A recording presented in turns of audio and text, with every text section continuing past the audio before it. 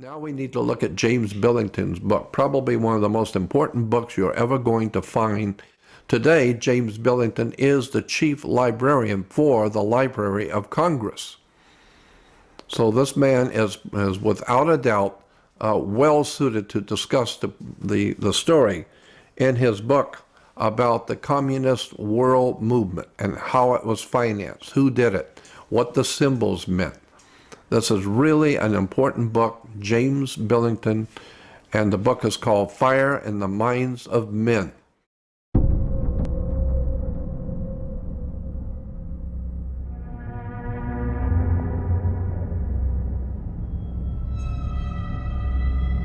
Now, in the book Fire in the Minds of Men, in the inside cover, it says, "The history of modern revolutions is the story of people in the grips of ideas and beliefs." In this masterful work, James Billington, who's icon in the act, this was his first book, establishes him both as a formidable scholar and a sparkling storyteller. But in this book, The Fire in the Minds of Men, he traces the course of the revolutionary faith from its earliest origins in occult Freemasonry to the allegedly scientific Marxism of today.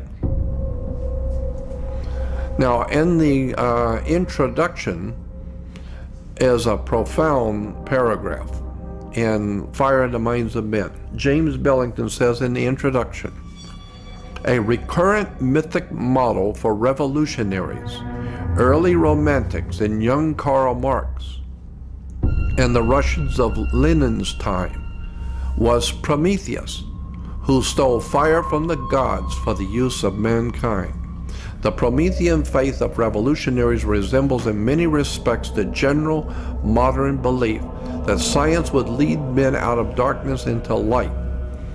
But there was also a more pointed millennial assumption that on the new day that was dawning, the sun would never set. Early during the French Revolution was born something referred to as, quote, the solar myth of the revolution, suggesting that the sun was rising on a new era in which darkness would vanish forever. This image became implanted at a level of consciousness that simultaneously interpreted something real and produced a new reality. The new reality that they, the secret society, sought was radically secular and stringently simple. The idea was not the balanced complexity of the new American Federation, but the occult simplicity of its great seal, an all-seeing eye atop the pyramid over the words Novus Ordo Seclorum." Very important. This is why in New York City at Rockefeller Plaza you will see Prometheus, who stole fire from the gods to illuminate the minds of our masters on the earth. The godly wisdom was stolen by the god Prometheus and brought to the earth and given to our illuminated minds, or what we call, those who we call Illuminati, to illuminate our masters who control the human race, implying that they have knowledge of the heavens and wisdom of the world that we mortal men do not have. That's why they are the Illuminati, the illuminated ones, the illuminated ones. So, the sun, again we go back to this concept of the new day that was dawning. A very interesting quote, very, very important quote from Manly Palmer Hall, Manly P. Hall, the great Masonic philosopher and writer, a brilliant man.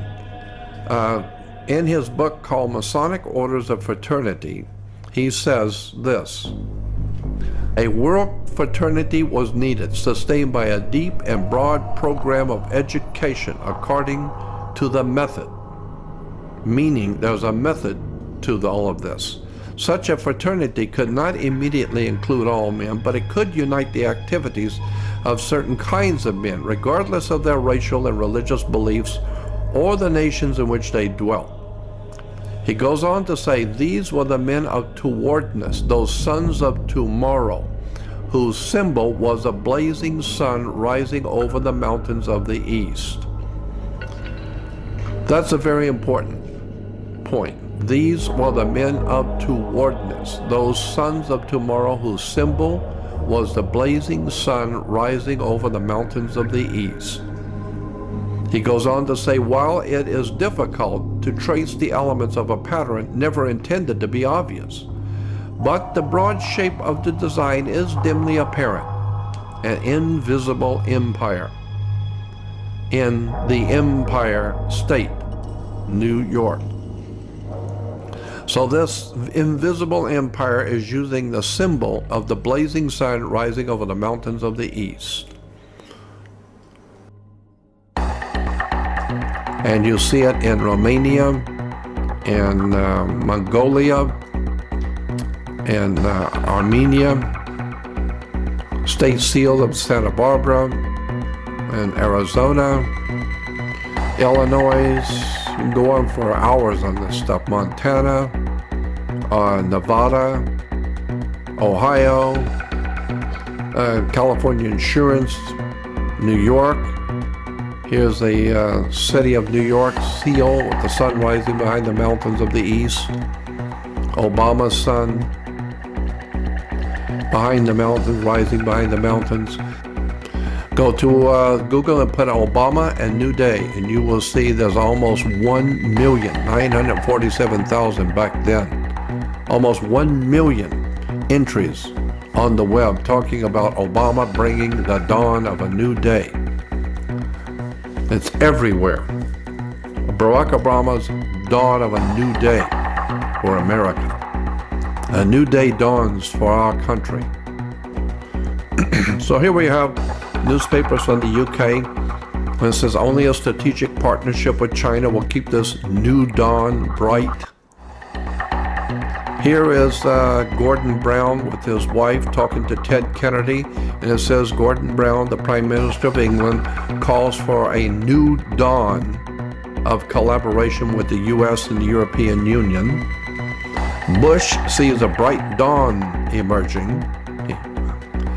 Here's Brown calls for a new world order, which would be a part of that truly global society of the new dawn. Or even Las Vegas now is now having shows in Las Vegas called the New Day. Even the Catholic Church is getting into the act, talking about the new world that's coming in the new dawn.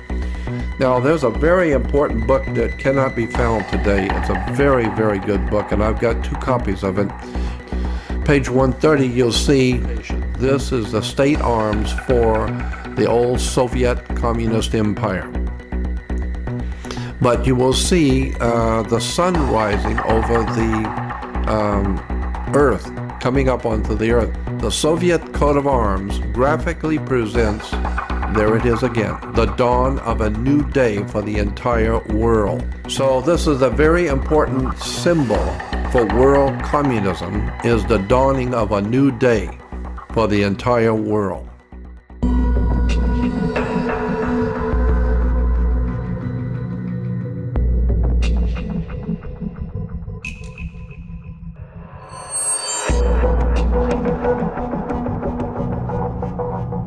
Somebody had better wake up and understand what's going on here. Somebody needs to start doing their homework and realize that the symbols for world communism are now dominating America. We are now a full-blown Nazi, fascist dictatorship, communist dictatorship. And the people of this country have no idea in the world. Christians are now putting together New Day Christian Fellowship, New Day Christian Church, a Grand New Day. Christians are now flocking by the hundreds and thousands and millions to churches that are promoting this new day that's coming, a New Day Christian Center. This stuff is replete everywhere. Christians have bought 100% into this whole communist strategy. New Day Christian churches, New Day publishing for children, everything New Day on the radio, New Day churches, It's everywhere. Christians have bought into this and have no idea in the world that this is an Illuminati, well-planned trick to deceive the whole world into buying into a new world order communist Nazi movement. I'll show you why I say communist Nazi, because there's not 10 cents worth of difference between any of them. Here is Adolf Hitler. And Adolf Hitler wrote a very important letter to the German people many years ago. And in it he said Germany can be saved only by a dictatorship of the national will and determination to take action. So he said, my fellow Germans, awaken. A new day is dawning. We're talking about Adolf Hitler now. And he's praising the new day that was dawning on the earth for Nazism. Again, the eagle and the sun. The sun order taking over the world.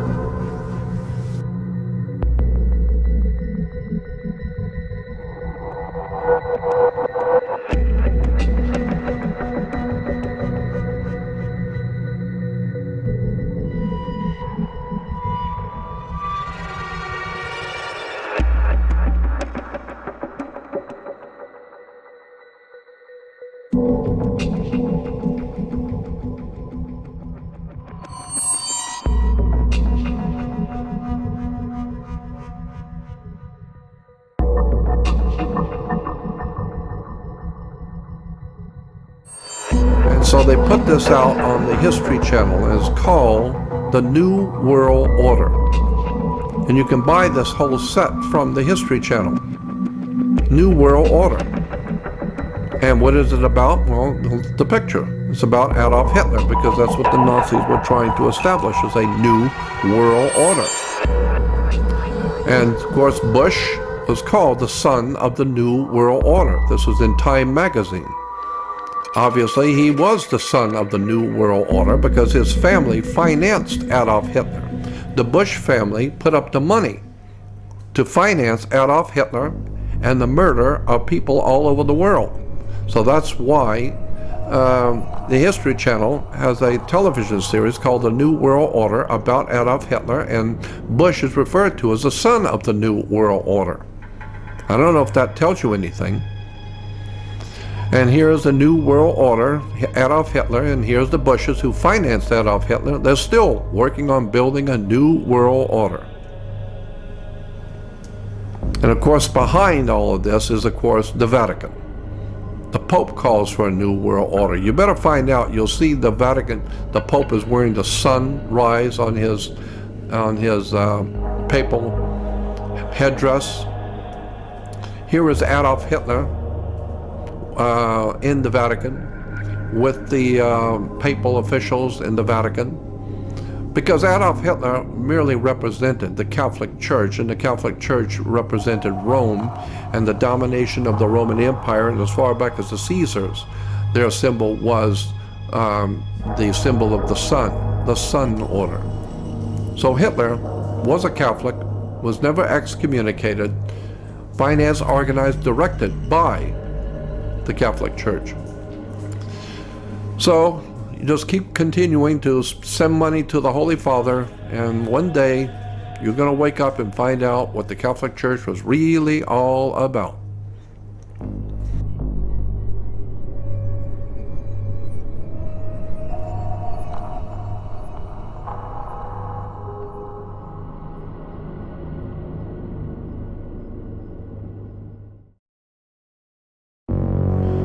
The entire earth is bought into this world communist Illuminati secret societies financed out of England and America to bring about a new world order, which is a communist Nazi movement to enslave the human race.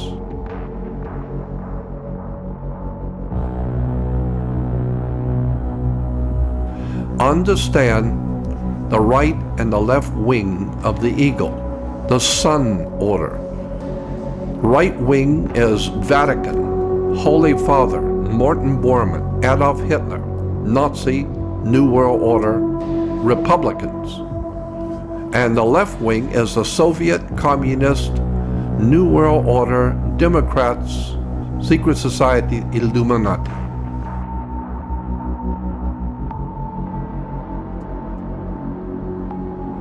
Both are financed by the same secret societies.